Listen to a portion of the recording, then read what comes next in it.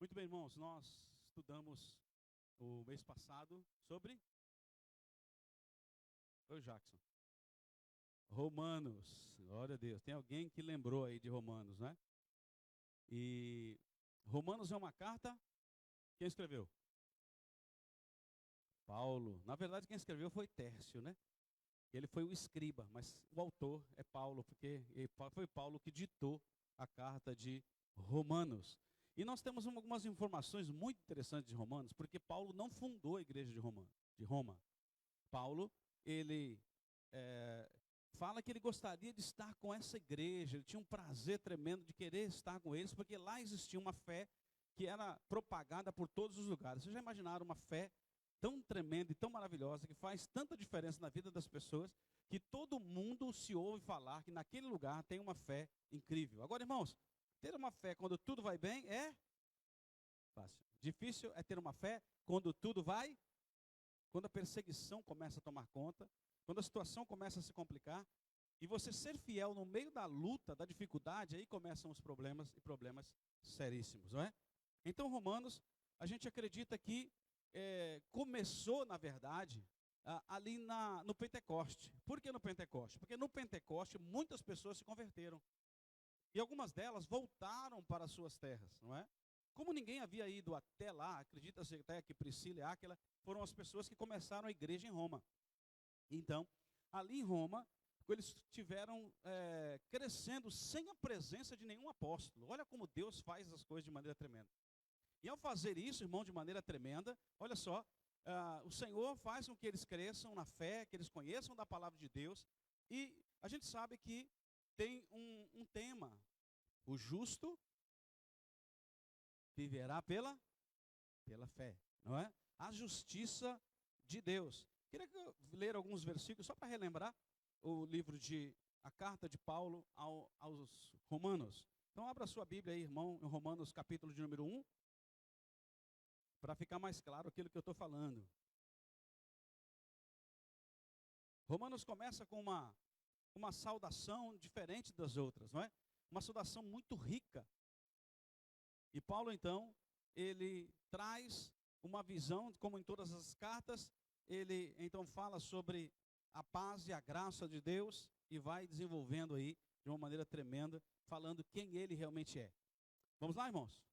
Romanos 1, Paulo, servo de Jesus Cristo, chamado para ser apóstolo, separado para o evangelho de Deus. Olha só que coisa tremenda e maravilhosa. Paulo, ele se apresenta como o quê?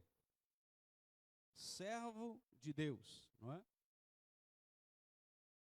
Paulo, servo de Jesus Cristo, chamado para ser apóstolo, separado para o evangelho de Deus, que ele antes havia prometido pelos seus profetas nas santas escrituras, acerca do seu filho, que nasceu de descendência de Davi, segundo a carne, e que com poder foi declarado filho de Deus, segundo o Espírito de santidade, pela ressurreição dentre os mortos. Jesus Cristo nosso Senhor, pelo qual recebemos a graça e o apostolado, por amor do seu nome, para e obediência da fé entre todos os gentios, entre os quais sois também vós chamados para seres de Jesus Cristo.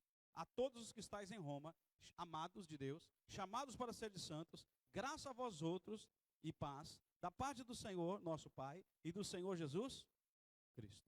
Vocês perceberam que, na verdade, ele sempre passa de um versículo para outro através de vírgula. Como se ele continuasse, então, toda essa informação, trazendo para nós a pureza do Evangelho, a ação de Jesus Cristo sobre nós, e quem realmente é o povo de Roma, e o qual ele está escrevendo. Agora olha o versículo 8. Primeiramente dou graças a meu Deus, mediante Jesus Cristo, por todos vós. Por quê? O que é que está escrito aí? É anunciada a vossa fé. Aquilo que eu estava falando, irmãos, em todos os lugares, as pessoas conheciam a fé dos romanos. Não é? Era propagada a maneira como eles viviam, não é? De uma maneira firme, convicta daquilo que eles criam. Não é? E Paulo, então, ele tem um desejo muito grande de estar com essa igreja, de aprender com eles, de dividir algum dom com eles, não é? E mostrar, então, para eles essa importância do versículo de número 16. Vamos lá? E 17. Diz assim: porque não me envergonho do Evangelho de Deus, porque ele é o poder de Deus para a salvação de todo aquele que crê. Primeiro do judeu e também do grego. Porque no Evangelho é revelada de fé em fé a justiça de Deus. Como está escrito, mas o justo viverá pela fé. Então, irmãos, nós vamos começar a ver ele falando, porque temos que lembrar que dentro dessa carta existiam muitos judeus, ou melhor, nos romanos, lá dentro de Roma existia muitos judeus. E Paulo, então, ele vai tratar essa questão do judaísmo de uma maneira muito forte em Romanos. Ele vai falar sobre Abraão, sendo o pai da fé, não é? Dizendo que ele foi o primeiro que foi justificado pela fé. Ele vai falar no capítulo de número 10, de uma maneira interessante, ele vai falar sobre que eles tinham um entendimento. Vamos lá no capítulo 10, irmãos? Veja comigo, capítulo 10, versículo 1. Ele vai falar sobre a videira verdadeira, vai falar sobre, melhor, a videira da conforme nós somos enxertados, não é? E aí nós somos tornados povo. Vamos lá. Romanos capítulo 10, versículo 1 diz: irmãos, o bom desejo do meu coração e a minha súplica a Deus por Israel, olha só, por quem? Por Israel. O que é? É para a sua salvação. Porque eles dão testemunho de que tem zelo por Deus, mas não com entendimento. Não é? Por que isso? Porque na verdade, irmãos, eles tinham uma vida dupla, mas principalmente porque eles não acreditavam em Jesus. Eles não aceitavam a Cristo. O judeu, até hoje, ele não aceita a pessoa de Jesus Cristo. Não é? Porque ele espera um grande conquistador, um general, alguém que venha dominando todas as coisas. Versículo 3. Porquanto, não conhecendo a justiça de Deus e procurando estabelecer a sua própria, não lhe sujeitaram à justiça de Deus. Pois Cristo é o fim da lei para a justificação de todo aquele que crê. Em outras versões diz assim, porque o fim da lei é Cristo. Essa ideia de fim, não é no sentido que a gente tem aqui. A fim é a ideia de ser, a lei, ela se cumpre em Cristo Jesus. A plenitude da lei está em Cristo Jesus. Por isso, começa-se um novo tempo. Porque o fim da lei é Cristo. Agora, ele vai dizer, para a justiça de todo aquele que crê. Então agora começa um novo tempo, através da fé em Jesus Cristo. Por isso a Bíblia diz que nós temos que andar por fé. O próprio Paulo vai dizer isso, não andamos por aquilo que vemos, mas andamos por fé. E quando nós vivemos pela fé, andamos pela fé, não é? Tudo que vamos fazer por causa da fé que temos. Não é, irmãos? Por isso, você vê os discípulos pedindo, aumenta-nos a fé. Nós vemos aí a importância de que sem fé é impossível agradar a Deus. Então, Paulo agora, ele vai trazer essa visão ao judaísmo que existia, aos judeus que existiam em Roma, dando a ele informações, dando a eles a importância de entender que Jesus Cristo é o Senhor. Olha que coisa interessante, irmãos, porque nesse texto, no versículo de número 9, veja comigo, ainda do capítulo 10, diz assim, porque se com a tua boca confessares a Jesus Cristo como Senhor, e no teu coração creres que Deus ressuscitou dentre os mortos, serás salvo. Pois com o coração se crê para a justiça, e com a boca se faz confissão a respeito da salvação. Porque a Escritura diz, ninguém que nele crê será confundido, porquanto não há distinção entre judeu e grego, porque o mesmo Senhor é de todos, rico para com todos os que o invocam. Porque todo aquele que invocar o nome do Senhor será salvo. Como, pois, invocarão aquele em quem não creram? E como crerão naquele em quem nada ouviram? E como ouvirão se não há quem pregue? E como pregarão se não forem guiados? Assim como está escrito, quão formosos são os pés dos que anunciam coisas boas. Agora olha o versículo 16. Mas nem todos deram ouvidos ao Evangelho. Pois Isaías diz, Senhor, quem deu crédito à minha mensagem? Logo, a fé é pelo ouvir. E o ouvir pela... Então, irmãos, olha só. Paulo está falando isso, né? Lógico, desafiando a pregar, a anunciar o Evangelho de Jesus. Mas diz, olha, eu já não sei, e as pessoas não creram. Eles não ouviram aquilo da qual foi falado. Não é? Mas agora ele vai dizer que a fé vem pelo ouvir. E essa ideia de ouvir é continuar ouvindo e ouvir a palavra de Cristo. Mas pergunto, porventura não ouviram? Olha aí. Sim. Por certo. Por toda a terra saiu a voz deles e suas palavras até os confins do mundo. Mas pergunto ainda, porventura Israel não soube? Primeiro diz Moisés, eu vos porei em ciúmes com aqueles que não são povo. Com um povo insensato vos provocarei a ira. Isaías ousou dizer, fui achado pelos que não me buscaram. Manifestei-me aos que por mim não perguntaram. Quanto a Israel, porém, diz todo o dia, estendi as minhas mãos a um povo rebelde e... Irmãos, quem é esse povo aqui? Israel. Mas será que a gente é diferente? Muito diferente disso? O que vocês acham? Todo mundo quieto, ninguém fala nada, né? Porque nós percebemos, irmãos, então em Romanos, que ele vai mostrar princípios muito interessantes da fé cristã, da vida com Deus, dessa justificação, das autoridades, do povo judeu. Ele vai fazer tudo isso, só que eu não vou mais falar, me aprofundar em Romanos, porque vocês já estudaram no mês passado Romanos. Só para dar uma palhinha, para você lembrar, pegar o cérebro no tranco, não é? Para a gente continuar firme. Alguém sabe mais alguma coisa de Romanos? Pode dizer? De cada vez, por favor. Para não causar tumulto.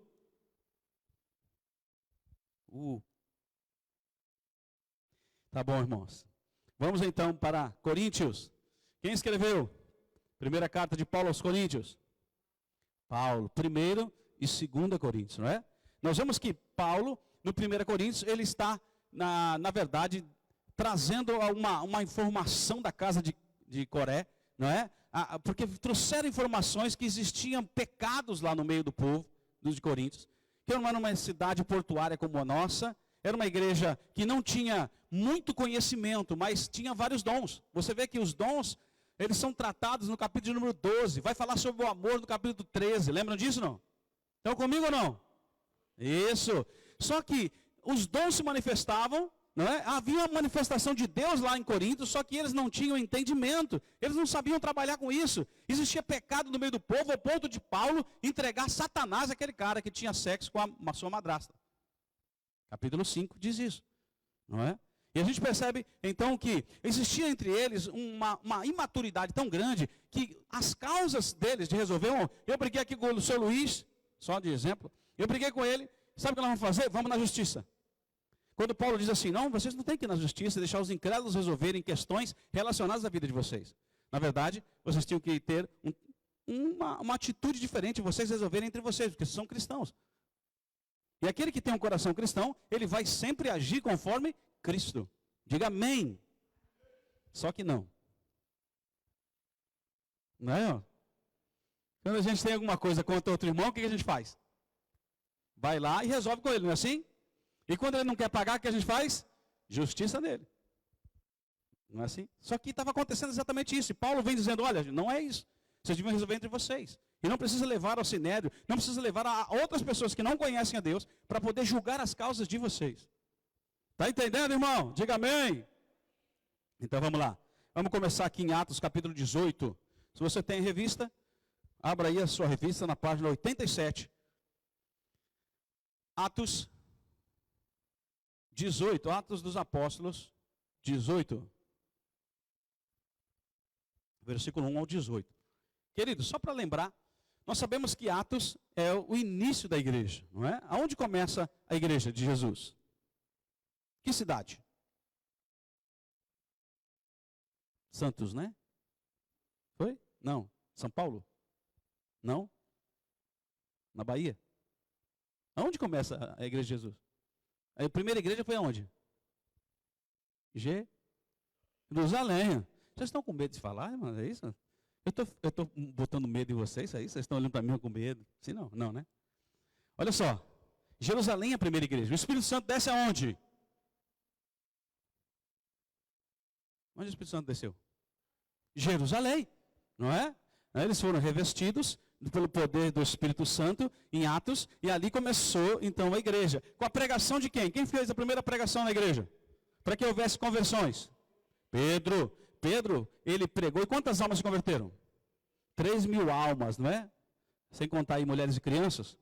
E aí o que acontece é um movimento de Deus tremendo, o Senhor começa a mudar situações, e essa igreja começa a viver um evangelho totalmente contrário a tudo aquilo que eles estão acostumados a viver, não é? Eles tinham, então, uma posição onde todos tinham em comum tudo. E eles tinham aquela esperança de que Jesus iria voltar já. Então eles venderam suas propriedades, eles vendiam o que tinham e estavam no meio da igreja, porque eles falaram, Jesus vai voltar, então vamos lá. E eles perceberam que Jesus não tinha feito isso. Ele não falou, olha, ele vai voltar já essa semana ou a semana que vem. Ninguém sabe quando ele vai voltar. Só que eles tiveram uma visão errada com relação a isso, pensando que Jesus ia voltar agora. No entanto, que depois eles continuam com uma perspectiva totalmente diferente. Só que nós temos um problema em Atos, irmãos. Qual é o problema? A igreja não saía de Jerusalém. E qual era a ordem de Jesus? Qual foi o mandado de Jesus para os discípulos? Judéia, Samaria e confins da terra, simultaneamente. Não era para ficar só em Jerusalém. Mas a igreja ficou só em Jerusalém. Por que eles ficaram em Jerusalém? Está tranquilo, os apóstolos estavam ali, o milagre estava ali, está tudo bom ali. Até o capítulo 8 de Atos, eles ficam em Jerusalém. Não é? Chega no capítulo 8 de Atos, levanta um cara e fala, vou matar esse povo todo. Quem é?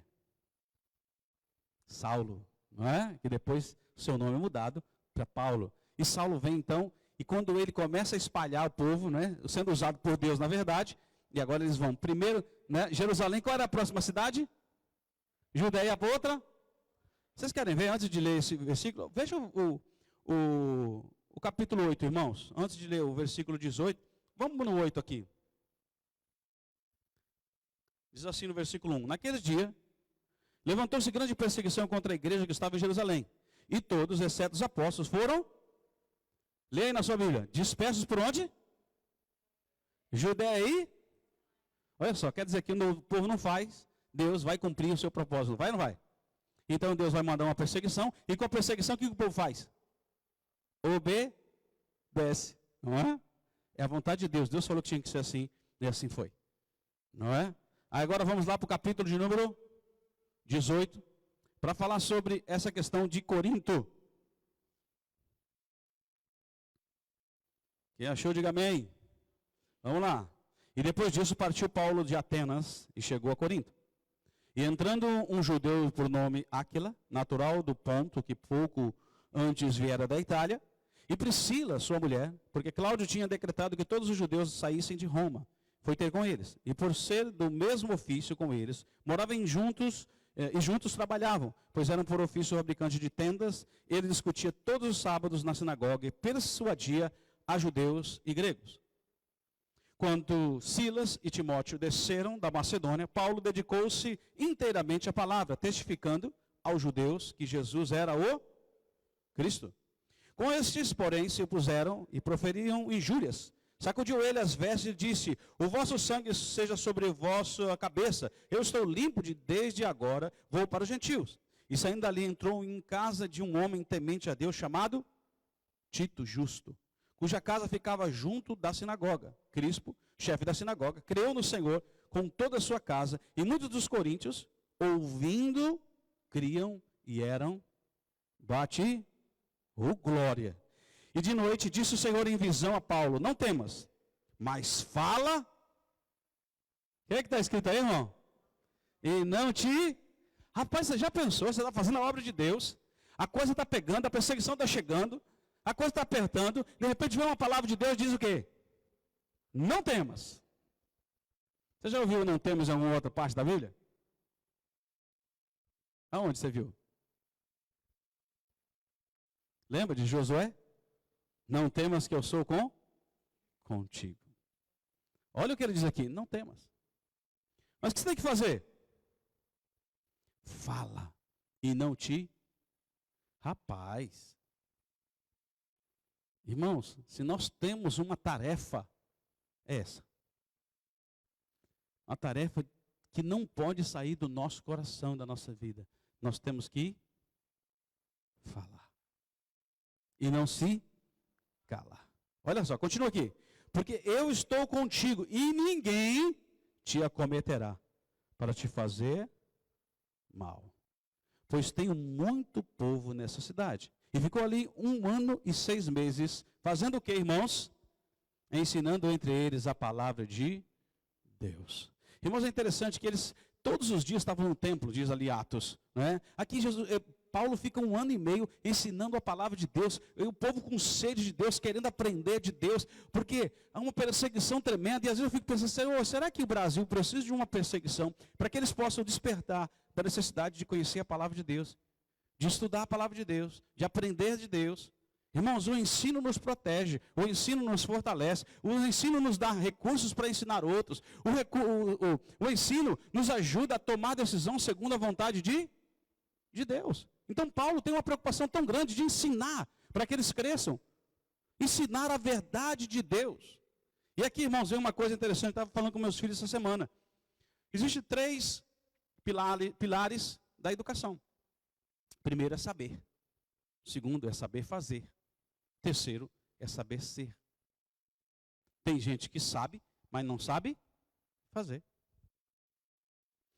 Não é? Tem gente que não sabe ser, não sabe se portar, não sabe quem é, não sabe o que quer, não sabe como fazer. Ela sabe. E às vezes quando você vai falar com ela sobre, irmão, mas a Bíblia diz, não, eu sei. Sabe, mas não sabe fazer. Sabe, mas não sabe fazer. Sabe, mas não sabe ser. Então nós temos um grande desafio como cristãos, irmãos. Nós temos que saber, mas não só saber. A gente também tem que saber fazer. E a gente tem que saber ser. Porque tudo isso Jesus já conquistou para nós. Tudo isso Jesus já nos deu para que a gente possa ir, avançar e cumprir aquilo que a Bíblia diz. Vamos continuar? Versículo de número 12. Sendo Galho procônsul da Acaia, levantou-se os judeus de comum acordo contra Paulo e o levaram ao tribunal, dizendo: este persuade os homens a render culto a Deus, de modo contrário à lei.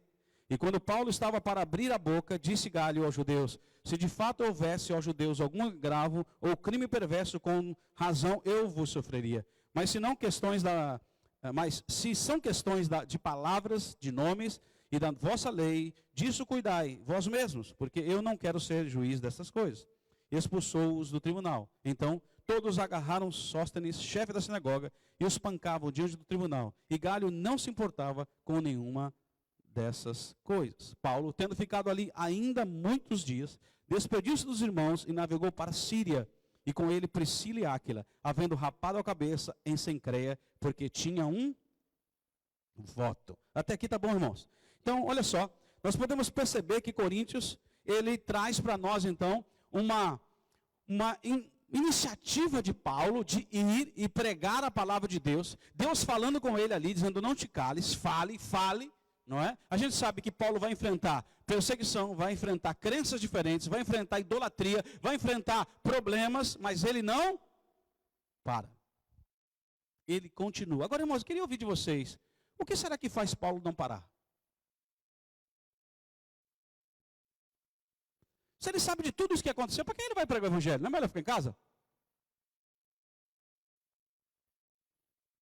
Vou arrumar confusão com os outros, para quê? Não é? Não é, irmão? Não é melhor? Hã? E aí? Por que vocês acham que Paulo continua? É o quê? Fala aí, fala alto. Fé. Ele tinha uma fé tremenda. O que mais? Vamos fazer o seguinte, vocês estão atrás, vem para frente um pouquinho, vocês, quero ouvir vocês também, vem cá. Vocês estão muito aí atrás, vamos juntar todo mundo aqui na frente, ó. Eu vou até descer. Dá para descer? Não dá, né? Tá com a live? Ah, tá com a live, eu não posso descer, irmão, senão eu desceria. Eu gostaria de pedir vocês viessem aqui mais para frente, para a gente poder ouvir vocês falarem. Vem para cá, vem para cá. E aí, gente, o que vocês acham que impulsionava esse homem chamado Paulo a fazer uma obra? Sendo que ele sabia que ia ter perseguição, ia ter problema, ele ia ser perseguido, ele ia ter dificuldade, mas esse cara ouve a voz de Deus e diz assim: vai, fala e não cale. Não tema. Ele acreditou em Jesus. Ok, o que mais? Ele obedeceu. Ele tinha intimidade. O que mais? Era um dever, ele assumiu aquilo como dever dele, a responsabilidade dele. O que mais? Mas parece que ele estava querendo dar uma parada, né, irmãos? Chamado, a vocação, ok? Lembra que nós lemos lá em Romanos? Paulo, apóstolo, chamado do Senhor Jesus. Chamado para ser apóstolo, chamado para fazer a obra de Deus. Quem é chamado, tem que fazer. Agora, irmãos, quando ele desanima, o que vem da parte de Deus para ele? Um sonho. E Deus falando, fala, não temas, não te cales, continue falando. Vai em frente. Nós cremos em Deus? Amém ou não? Nós somos chamados? Somos chamados. Muito bem. Nós conhecemos a palavra de Deus? Sim. Por que não fazemos então? O que será que Paulo tinha que nós não temos?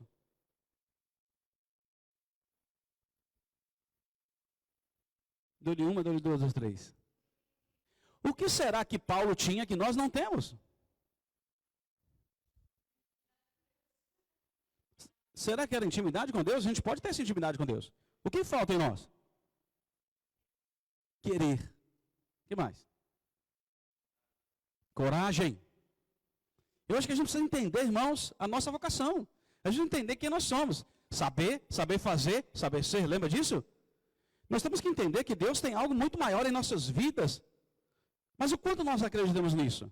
O quanto nós acreditamos que a obra de Deus é a obra que nós vamos fazer? Nós estamos no reino de Deus e pertencemos ao reino de Deus, vamos viver para esse reino. O quanto nós temos essa visão? O quanto nós queremos isso? O quanto queremos investir nisso? O quanto isso é importante para nós? Irmãos, hoje em dia nós estamos vivendo uma superficialidade total. As pessoas não querem compromisso hoje em dia. Querem compromisso com o trabalho, com dinheiro, com qualquer coisa. Mas com Deus elas não querem compromisso. Porque ter compromisso significa gastar tempo, ou investir tempo melhor.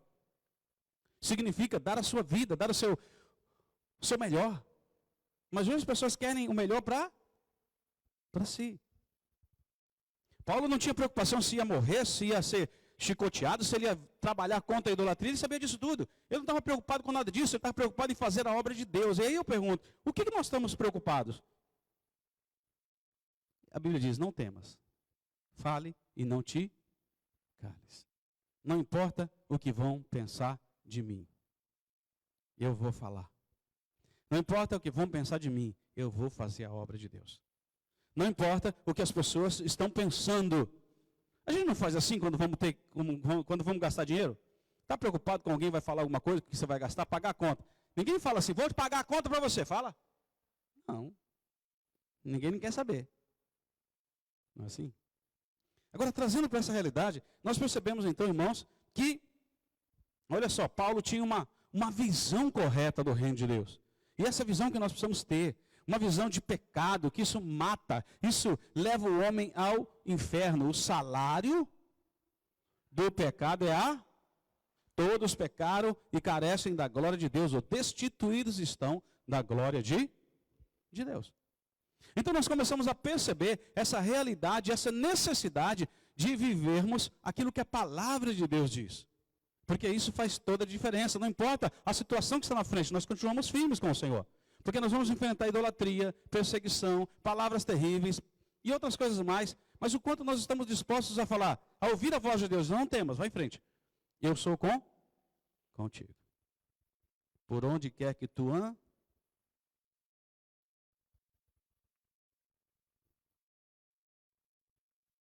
Lembre-se, irmãos, o que resolve o problema do pecado?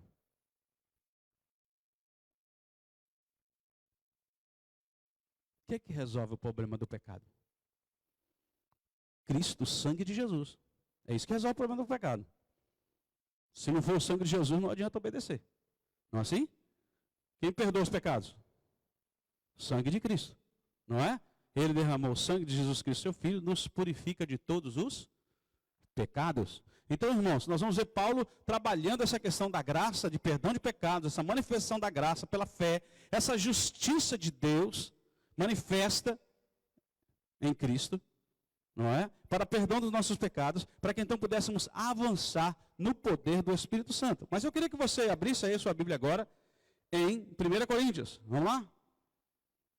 Capítulo de número 1. Diz assim, Paulo, chamado para ser apóstolo de Jesus Cristo, pela vontade de Deus, irmão Sóstenes. Lembra do irmão Sóstenes que foi falado lá? A igreja de Deus que está em Corinto, aos santificados em Cristo Jesus, chamados para serem santos, com todos os que em todo lugar invocam o nome do nosso Senhor Jesus Cristo, Senhor deles e nossa. Graça seja convosco e paz da parte de Deus nosso Pai e do Senhor Jesus Cristo. Sempre dou graças a Deus por vós, pela graça de Deus que vos foi dada em Cristo Jesus, porque em tudo fostes enriquecidos nele, em toda palavra, em todo conhecimento, assim como o testemunho de Cristo foi confirmado entre vós, de maneira que nenhum dom vos falta, enquanto aguardais a manifestação do nosso Senhor Jesus Cristo. Olha, irmãos, o que eu falei? Eles tinham todos os dons, correto? Eles tinham todos os dons, só que eles não sabiam trabalhar muito bem com isso, e eles estavam divididos. E agora a gente vai começar a ler, a gente vai ver exatamente isso, não é? Olha só o versículo 10. Rogo aos irmãos em nome do Senhor Jesus Cristo que sejais concordes no falar, no que haja e não haja dissensão entre vós. Antes, sejam unidos no mesmo pensamento, no mesmo parecer. Pois a respeito de vós, irmãos meus, fui formado pela família de Cloé, eu falei Coé, né? Cloé, não é? Que há contendas entre vós. Quero dizer isso com isso, que cada um de vós diz, eu sou de Paulo, ou eu de Apolo, ou eu de Cefas, ou eu de... Será que Cristo está dividido? Foi Paulo crucificado por amor de vós? Ou foste vós batizados em nome de Paulo? Dou graças a Deus que a nenhum de vós batizei, senão a Crispo e a Gaio, para que ninguém diga que fostes batizados em meu nome. É verdade, batizei também a família de Estéfanas. Além desses, não sei se batizei algum outro. Porque Cristo não me enviou para batizar, mas para pregar o Evangelho. Não em sabedoria de palavras, mas para não se tornar vã a cruz de Cristo. Irmãos, olha só o que Paulo está dizendo a essa igreja. Está dizendo o seguinte, o que o povo dizia? Ah, eu sou de Pedro, Cefas é Pedro. O outro diz, não, eu gosto de Apolo. Apolo prega bem, essa é a minha parte, né? Apolo prega bem, eu gosto de Apolo. Aí o outro diz, não, eu sou de Jesus, porque Jesus é Jesus. E aí Jesus diz, peraí, está alguma coisa errada. Você não tem que ser de ninguém, você tem que ser de Deus. Quem faz a obra é o Senhor, é Ele que tem que ser glorificado, não tem que ser de ninguém. Porque nem Paulo, nem Pedro, nem ninguém morreu por você, a não ser Jesus Cristo. Queridos, por que acontecem as divisões na igreja? Por quê? Porque as pessoas não concordam. E não concordam com o quê? Na verdade, elas não concordam com a palavra de Deus, né? Porque no final é exatamente isso. Porque cada um pensa de um jeito, quer pensar do jeito que acha melhor. E aí depois fica dizendo que a Bíblia é que dá base para essas coisas. Não. Mas quando o meu coração, ele se divide, é complicado. Ah, eu gosto desse, eu gosto desse. Você não tem que gostar de ninguém, você tem que gostar de Cristo. E se você gostar de Cristo, você vai gostar de todo mundo. É claro isso, não? Está entendendo, irmãos? Essa igreja estava dividida. Olha, a gente vê, todos os dons existiam nessa igreja.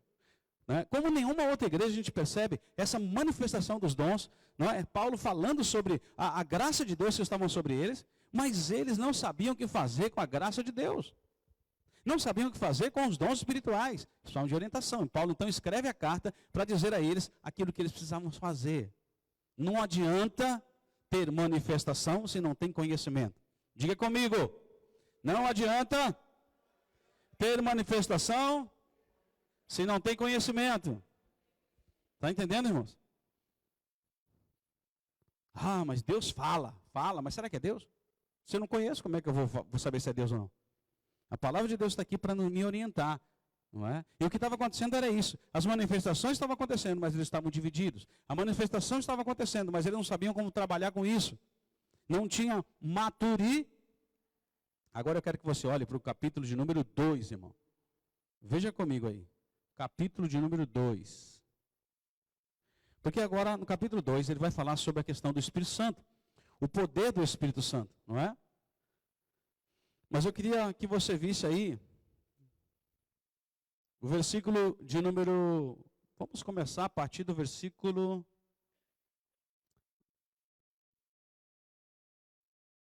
Vamos a partir do 9.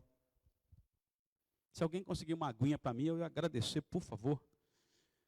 Versículo 9 diz assim, mas como está escrito, as coisas que os olhos não viram, nem ouvidos ouviram, nem penetraram no coração do homem, são as que Deus preparou para os que o amam. Porque Deus nos revelou pelo Espírito, seu Espírito. Pois o Espírito esquadrinha todas as coisas, mesmo as profundezas de Deus. Pois qual dos homens entende as coisas do homem, senão o Espírito do homem que nele está? Assim também as coisas de Deus, ninguém as compreendeu, senão o Espírito de Deus. Ora, nós não temos recebido o Espírito do mundo. Qual é o Espírito do mundo, irmãos? Qual que é o Espírito do mundo? Nós não temos recebido o Espírito do mundo, mas sim o Espírito que provém de Deus, a fim de compreendermos as coisas que nos foram dadas gratuitamente por Deus, as quais também falamos, não com palavras ensinadas pela sabedoria humana, mas com palavras ensinadas pelo Espírito Santo, comparando coisas espirituais com espirituais. Escuta aqui uma coisa. O que nós recebemos? O que você recebeu, segundo esse texto? O Espírito Santo. Olha só. Para que você recebeu o Espírito Santo? Olha para o texto aí. Para que você recebeu o Espírito Santo? Olha para o texto.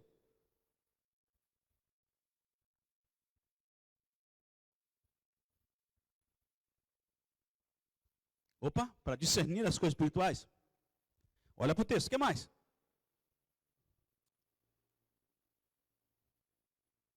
E aí, irmãos?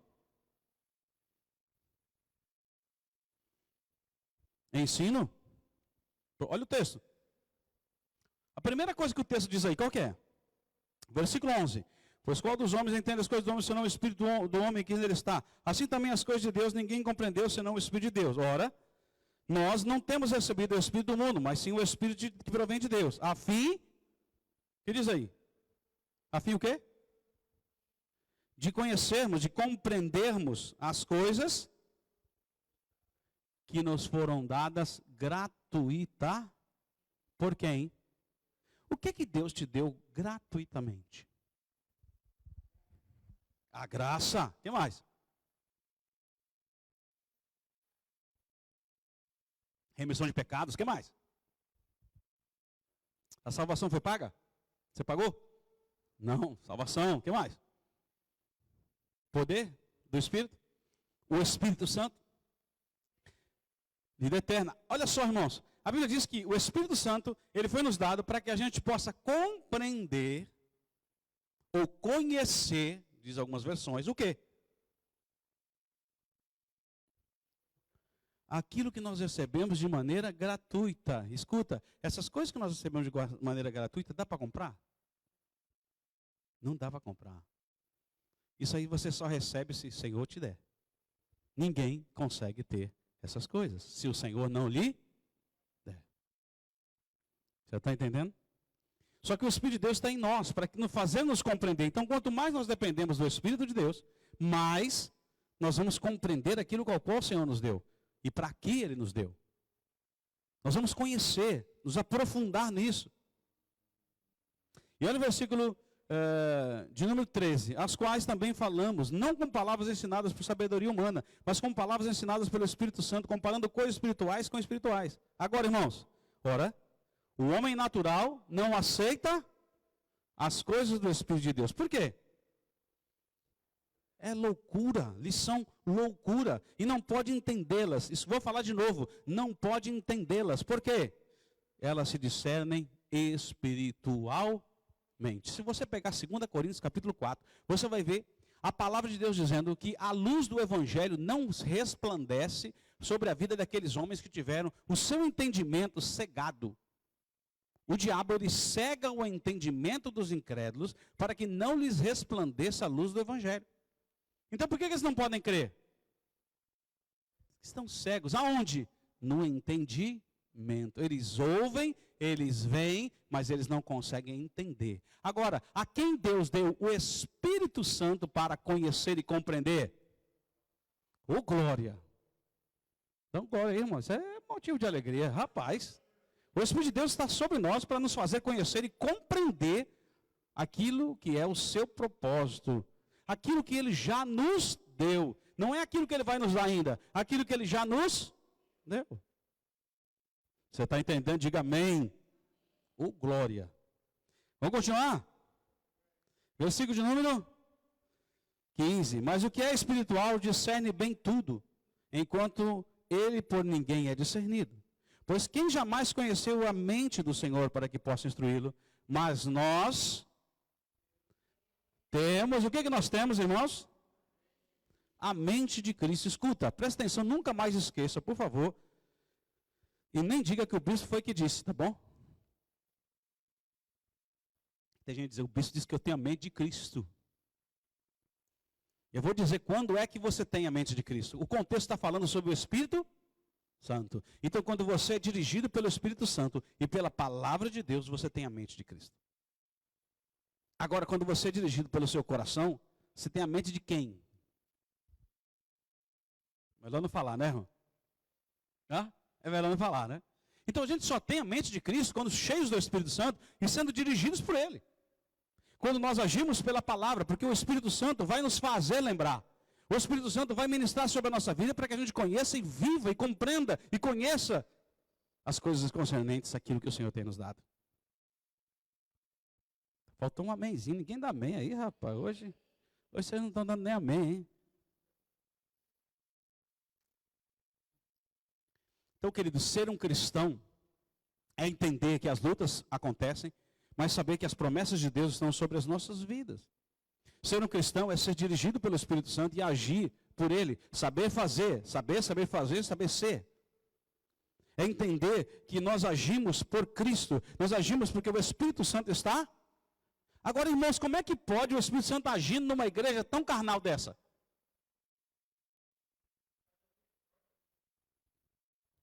Olha para o capítulo 5 aí. Vamos dar uma puladinha aí.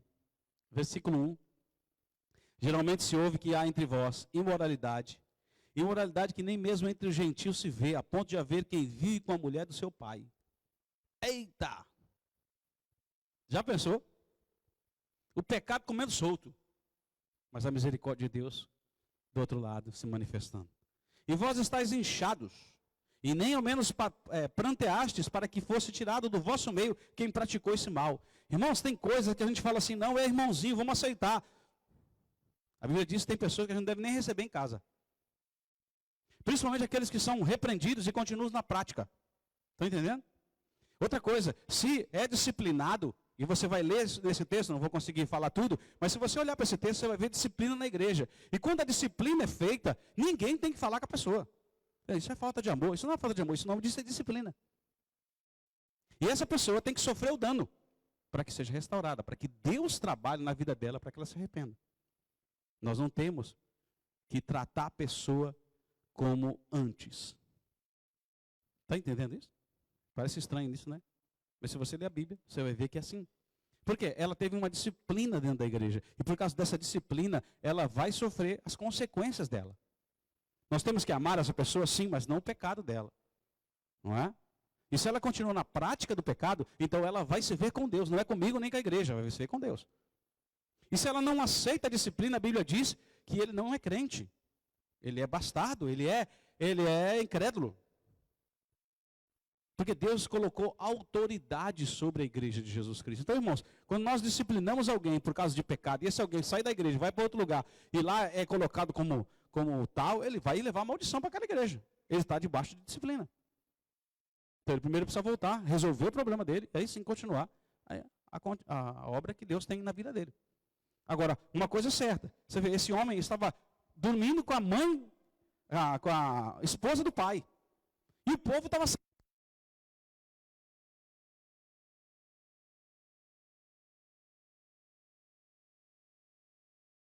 Então o povo estava achando normal. Está acabando, tá? Vamos lá. Qual é esse? E Paulo vem chamando a atenção. Gente, o que vocês estão pensando? Vamos continuar lendo?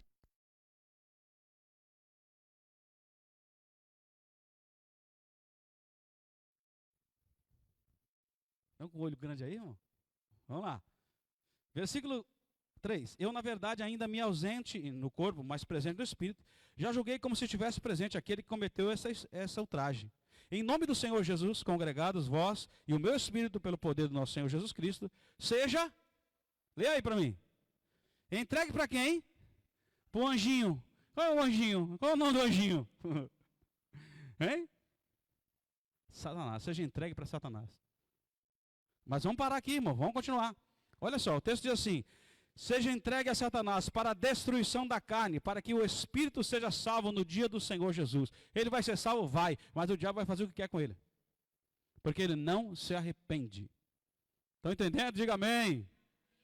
Não é boa a vossa jactância, não sabeis com um pouco de fermento levé da massa toda, expurgai o fermento velho. Olha aí, tira essa pessoa do meio, para que sejais massa nova, assim como sois sem fermento. Porque Cristo, nossa Páscoa, já foi sacrificado. Pelo que celebramos a festa, não com o fermento velho, nem com o fermento da malícia e da corrupção, mas com o ázimos da sinceridade da verdade.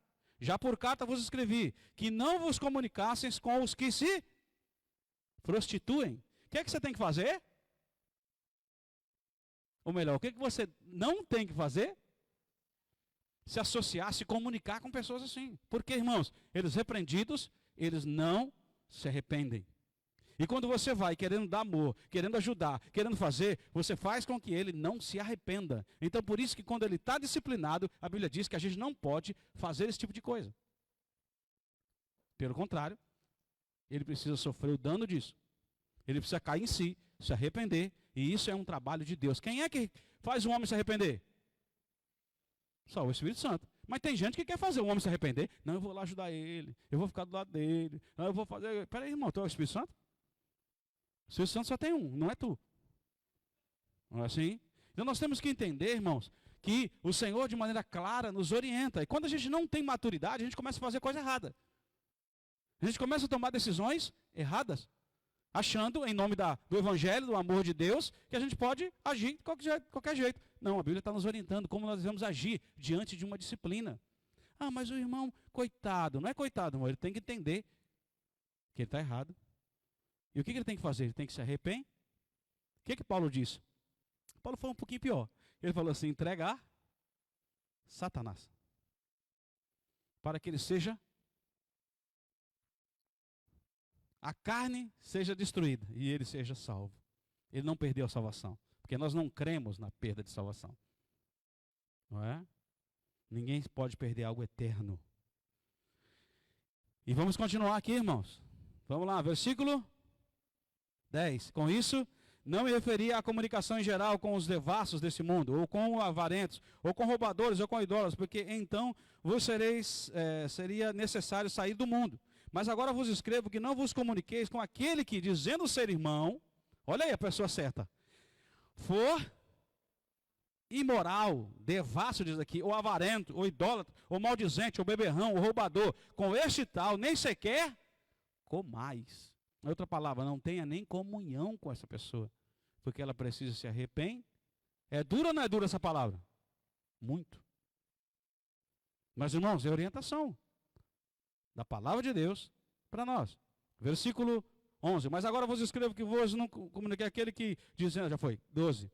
Pois que me importa julgar os que estão de fora? Não julgueis vós os que estão de dentro, mas Deus julga os que estão de fora. Tirai esse iníquo no meio de vós. Forte ou não? O que você diria, irmão, diante dessa situação aí? Ô Paulo, coitadinho Paulo. Poxa Paulo.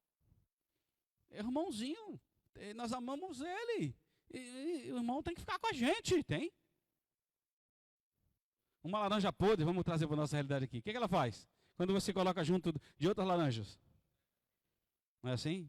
Então, Paulo está dizendo, tira do meio de vós. Porque ele não se arrepende. Ele precisa se arrepender de tal ato, mudar de vida. E se ele mudar de vida, aceita ele. Agora, se ele não muda de vida, ele continua nas mesmas práticas, não é? Ele não quer andar com Deus. Ele vai sofrer o dano disso. A Bíblia diz que aquilo que o homem semear, isso também, Deus está falando sério. Deus está falando sério. Há pessoas que estão colhendo coisas que falaram que era Deus e não é Deus. Há pessoas que estão colhendo coisas que esqueceram do que plantaram e começam a colher coisas lá na frente e depois fica colocando a culpa em Deus. Não, peraí, irmão, você só está assumindo a tua colheita. Tu plantou. Agora, a plantação quem escolhe é você. Agora a colheita é certa. Plantou laranja, vai colher o quê? Colher laranja. Plantou mexerica, vai colher o quê? Isso aí. Não adianta, irmão, querer colher outra coisa se você planta laranja. Se você planta tempestade, você vai colher o quê? Não adianta querer colher calmaria. Se planta deserto, vai colher deserto. Arruma o deserto, não é? Prepara o deserto e entra nele, então, irmão. Tu escolha. Deus te deu liberdade para que você fizesse isso. E aí nós começamos a ver daqui para frente, irmãos, esse livro, essa carta melhor, Paulo, de uma maneira interessante, mostrar para nós essa questão de vida cristã, de princípios da palavra de Deus, não é? De pureza. Não é? Então nós vemos partidarismo, a gente vê pecado, a gente começa a ver uma diferença aí, uma dificuldade, a gente começa a ver divórcio dentro desse livro. Olha como Paulo está trabalhando, que situações que estavam acontecendo dentro da igreja de Corinto, a qual ele está orientando, dando direção, mostrando a eles, não é? E aí a gente começa a perceber o quanto Paulo estabelece autoridade, não é? Principalmente no capítulo 7, irmãos. Ele fala que é melhor que não case. Lembra disso? É melhor que não case, porque aquele que casa cuida das coisas da mulher, de como agradar a mulher. O solteiro cuida da coisa do Senhor. Mas se você não pode, casa. É melhor casar do que viver abrasado. Sabe o que é abrasado, irmão? Precisa explicar o que é abrasado? Quando você não casou e tem relação sexual, isso é fornicação. Quando você casa, chama-se adultério. Não é? Os adúlteros não entrarão no reino dos céus. Então a gente vê que essa igreja tinha diversas dificuldades, né, e não tinha maturidade, mas Deus, pela sua grande graça e misericórdia, trazia manifestações grandes, tremendas, sobre a vida desse povo, mostrando a eles a importância, dando a liberdade, ou melhor, dando a oportunidade a eles, para que eles se arrependam. E quando já se arrependem, volte às coisas de Deus. Volte para os princípios eternos. Volte para aquilo que a Bíblia está dizendo. Porque isso trará bênção sobre você. Não é, irmãos? A Bíblia diz assim, ó, sem arrependimento não há remissão de pecados. Não é? Vamos ler. Capítulo 7. Esse capítulo aqui é bem difícil, irmão. Esse capítulo a gente vai ver agora a coisa pegar. Quer ver a coisa pegar? Vamos lá? Ora, 1 Coríntios 7. Quantas coisas que me escrevestes, bom seria que o homem não tocasse em... Ele consegue? Não. Mas por causa da prostituição tem cada um homem a sua própria mulher, e cada mulher o seu próprio marido. O marido pague à mulher o que lhe é devido, e do mesmo modo a mulher ao marido. A mulher não tem autoridade sobre o seu corpo, mas sim o marido. E também a mesma sorte, o marido não tem autoridade sobre o seu próprio corpo, mas sim a mulher. Agora, algumas coisas importantes aqui, irmãos. Então, olha só. Primeira coisa importante é entender que ele não está dizendo assim, que o marido vai mandar na mulher, dizendo, tu vai ter que fazer isso, não. Ele está dizendo isso numa perspectiva de altruísmo, de amor. O homem, ele tem essa visão de amar a esposa como Cristo amou a igreja. Então, ele tem o prazer de se entregar à sua esposa, e a sua esposa tem o prazer de se entregar a ele. Outra coisa interessante é que nós vamos ler agora. Veja aí, versículo de número 5. Não vos vingueis um ao outro, senão de comum acordo por algum tempo. Ou melhor, não vos negueis, não vos vingueis. Não vos negueis, falando sobre sexo, uns aos outros, senão de comum acordo por algum tempo, a fim de vos aplicares a oração e depois vos ajuntares outra vez, para que Satanás não vos tente pela vossa incontinência. Diga-se, porém, como que por concessão e não por mandamento. Então olha só o que Paulo está dizendo aqui. Ele está dizendo assim, olha, Deus não gosta que faça sexo antes do casamento, mas também não gosta que não faça depois do casamento. Não é? E ele está dizendo que a gente tem que tomar cuidado para não ser tentado pelo diabo nessa área sexual, ainda mais no nosso tempo, irmãos. Quantas pessoas nós estamos vendo cair no adultério? Quantas pessoas nós estamos vendo cair, não é? Na sexualidade, na área sexual? Não tem relacionamento entre marido e mulher, e aí surge a oportunidade, vai lá fora e faz lá fora também. Fica matriz é filial. Deus não gosta desse tipo de coisa. Deus não quer esse tipo de coisa entre nós. Então ele está dizendo, é importante que você faça com o seu marido e com a sua esposa, que você tenha o seu marido e a sua esposa, e que você tenha relacionamento sexual com eles, e que o seu relacionamento seja uma bênção. Quem criou o sexo? Deus criou o sexo, para ser uma bênção. Então o texto bíblico começa a trazer para nós essa visão de que, se nós não fazemos isso, a gente vai pecar, o diabo vai nos tentar. Outra coisa interessante é que ele diz assim, ó, se você tem que parar de fazer sexo, você vai parar por uma coisa. Qual é? Jejum e Já viu alguém parar por isso? Jejum e oração. E outra coisa, por mútuo consentimento. Eu vou falar com a esposa, vamos orar e jejuar? Ela diz, vamos ficar 40 dias. Não, 30, não 20. Uma semana.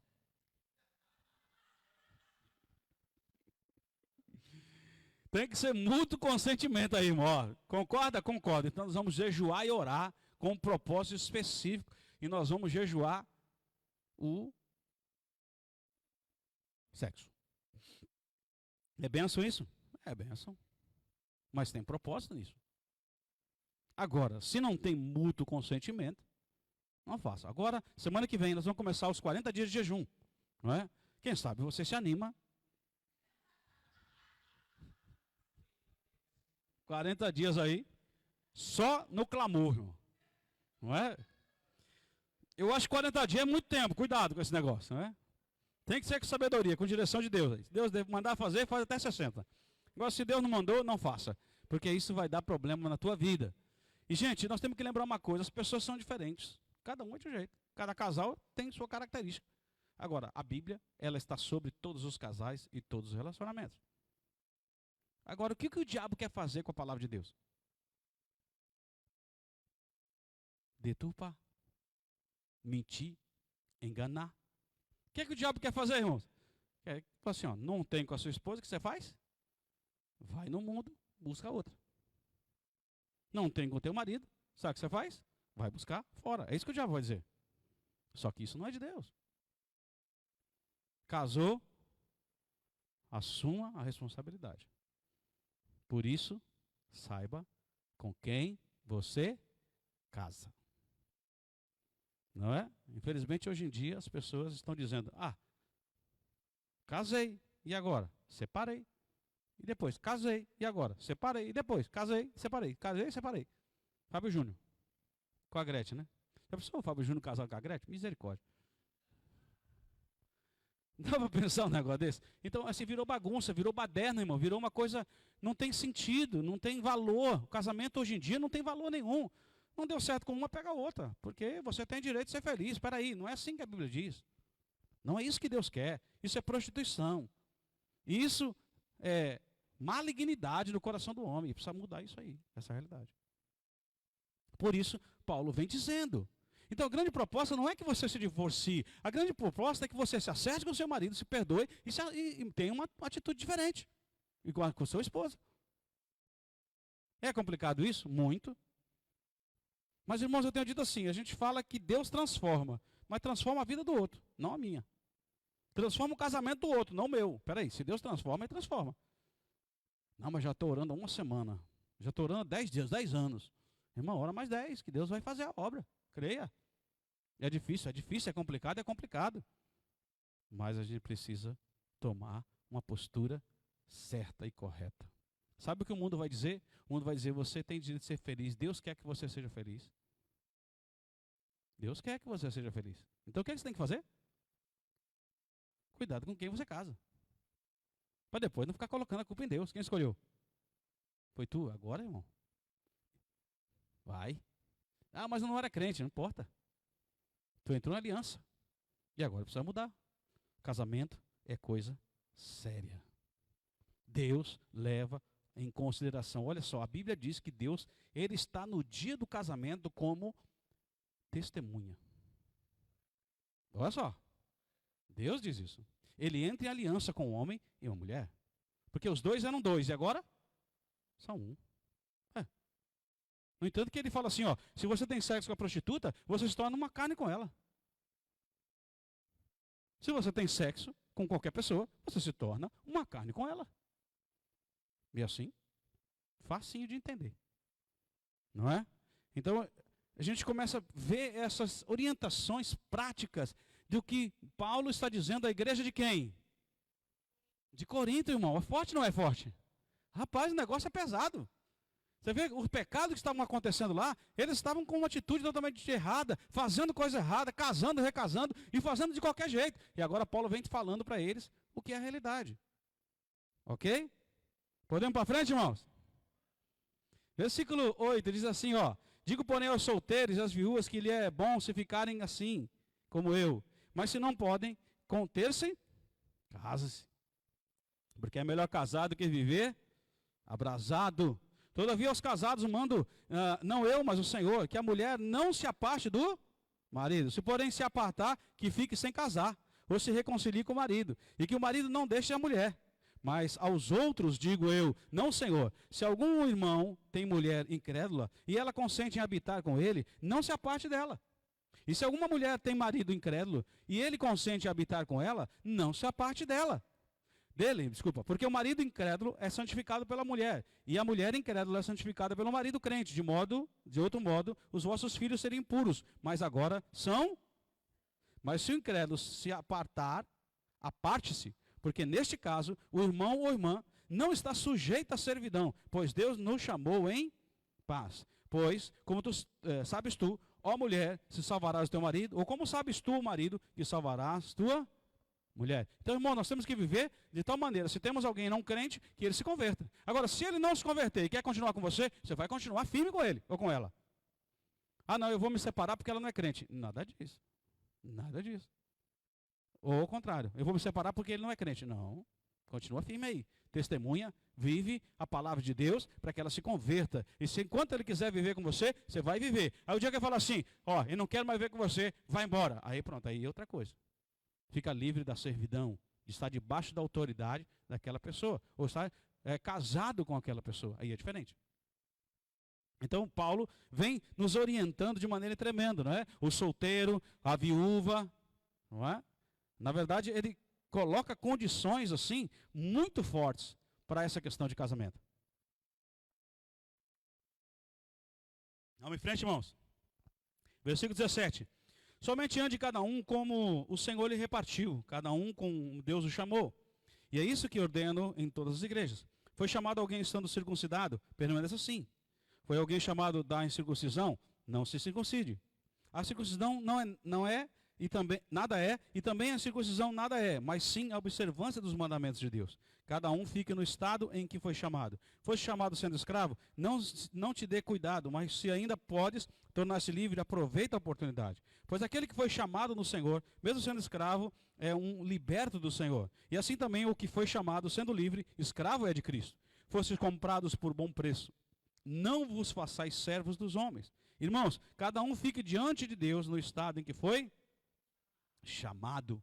Então está aí essa condição, não é? Como Deus levando mais uma vez a sério esse comprometimento que você tem com Ele sobre todas as coisas. Eu tenho que me comprometer primeiro com Deus, para depois me comprometer com uma outra pessoa. Se você não tem comprometimento com Deus, você não vai ter comprometimento com uma outra pessoa. Se você não tem comprometimento com Deus, como é que você vai ser uma pessoa de compromisso? Como disse o irmão lá, se tu trai a tua esposa, tu vai trair qualquer um, que é uma só carne contigo, ou teu marido. Então a gente tem que se portar, irmãos, como o Senhor tem nos chamado, como o Senhor fala as nossas vidas. E tomar cuidado com essa liberdade que vira libertinagem. Né? Essa é a realidade. Depois nós vamos ver nos capítulos posteriores, ele falando sobre essas questões de autoridade, de comprometimento, de amor, não é? Capítulo 13 vai falar 12 dons espirituais, 13 vai falar sobre amor, 14 falando sobre os dons espirituais de novo, não é? E nós vemos então Paulo trazendo toda uma informação para a igreja de Corinto de uma maneira tremenda. Ele vai fechar falando sobre a ressurreição de Cristo, sobre a ação de Jesus em morrer e ressuscitar, e como nós devemos andar segundo essa visão do Senhor, não é? E aí eu quero que você abra aí no capítulo 16, nós não temos muito tempo, mas no capítulo 16, veja aí.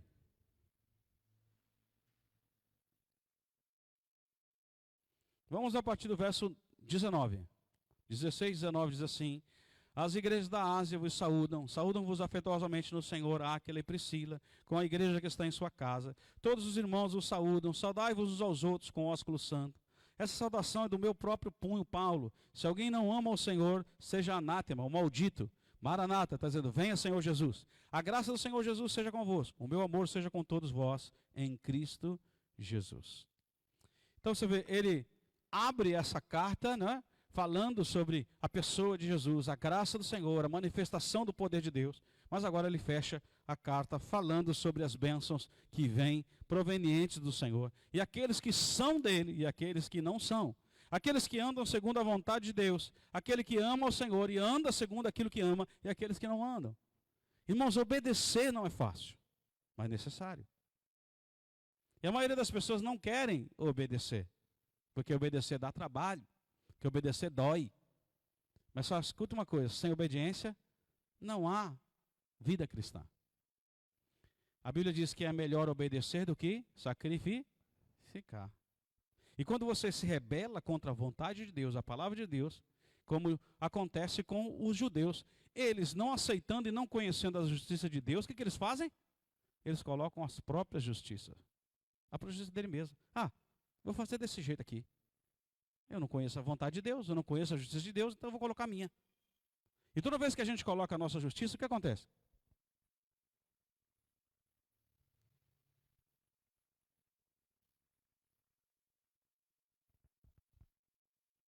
Se nós recebêssemos essa carta de Paulo, o que é que nós diríamos, irmãos?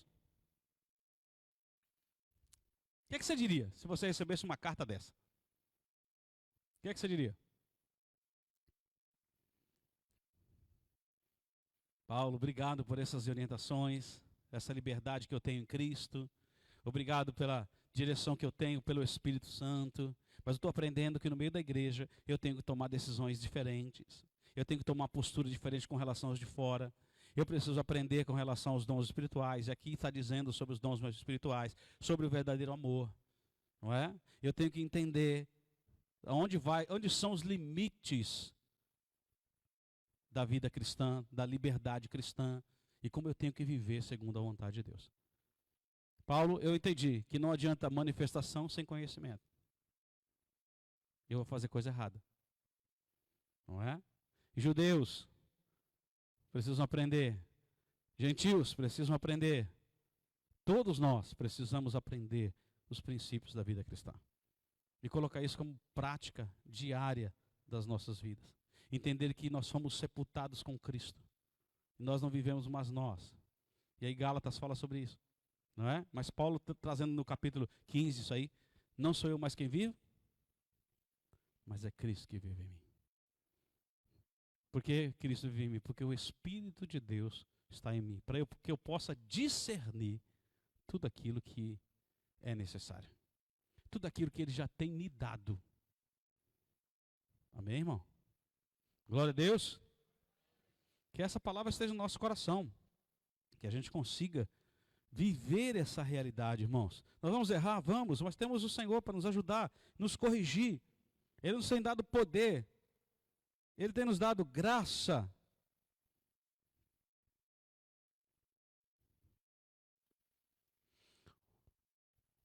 Nossa revista diz o seguinte: olha, a suma de tudo é, a igreja precisa voltar a sua consciência, né, para Cristo. Se volte para Ele. Nós temos que ser como Ele é. Nós temos que fazer como Ele faz. Nós temos que sentir como Ele sente. Então Cristo tem que ser sempre o centro das nossas vidas. Desafio colocado é desafio cumprido. Amém, irmão? Amém mesmo? Se o Senhor disse vai ser assim, vai ser assim. Se o Senhor disse é dessa maneira, é dessa maneira. Não importa o que eu penso, não importa o que as pessoas pensam, o que importa é o que Jesus pensa. Então eu vou dar uma tarefa aqui. Posso dar uma tarefa? Eita, nós. Queridos, para o mês que vem, olha só, eu queria que você lesse Coríntios, 2 Coríntios e Gálatas. É possível? Sim ou não? Compromisso comigo ou com Deus? Aleluia! Então você vai estudar bastante 2 Coríntios e Gálatas, para que quando chegar aqui você vai me ensinar 2 Coríntios e Gálatas. Tá bom? Vai na internet, pesquisa na internet, né? Traz lá tudo que você puder trazer de informação de 2 Coríntios e Gálatas. E chegando aqui, nós vamos conversar sobre isso. Por favor, irmão, não fique em casa. Não fique em casa. Venha aprender. Porque se você não aprende, você fica um crente nanico. O que é um crente nanico? Pode falar. O livro todo. E Gálatas. Os dois livros, 2 Coríntios e Gálatas, para você estudar. Porque estudando a gente pode já dar uns detalhes maiores, pode estar avançando um pouco mais, tá bom? Então, se você quiser ler 1 Coríntios, também pode ler. Você já teve agora uma visão panorâmica, e a ideia nossa aqui é essa, dar uma visão panorâmica para você poder continuar aprendendo sobre a verdade de Deus. Então nós vemos a importância da igreja estar voltando-se para o Senhor, não é? Não fazendo aquilo que ele acha melhor. Ah, não, eu acho melhor assim. Você não tem que achar nada. Quem acha é o diabo, não é? O diabo é que acha. Agora, nós somos aqueles que obedecemos. Nós vamos segundo aquilo que a Bíblia diz, segundo aquilo que a palavra de Deus diz, porque ela é a autoridade sobre as nossas vidas. Amém, queridos? Vamos ficar de pé? Vamos orar? Vamos terminar esse momento?